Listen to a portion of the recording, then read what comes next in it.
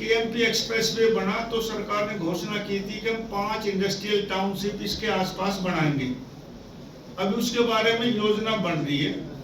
और पहले तो कुंडली मानेसर एक्सप्रेस मानेसर जो है केएमपी, इसके ऊपर ही कई हमारे पास लिटिगेशन आ गई।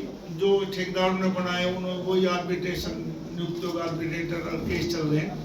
लेकिन अब हमने अभी 2-3 दिन मीटिंग करी दिल्ली में बैठ के भी, सारे देश के और बाहर के भी। टी सुजुकी जी भी आए जो सुजुकी के मालिक हैं।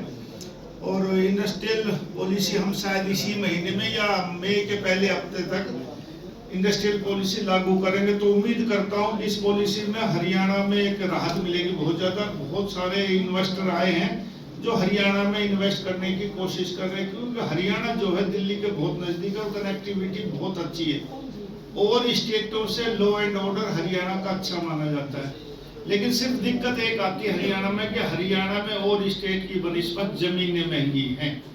तो मैंने HSIDC में भी कहा है, आपके जो पॉलिसी आ रही है उसमें कह रहे हैं कि कुछ जमीन हम लीज पे लोगों को देंगे, क्योंकि शुरू में ही जमीन इतनी महंगी हो जाती है तो कोई भी फैक्ट्री वाला आता है तो उतना काम नहीं कर पाता।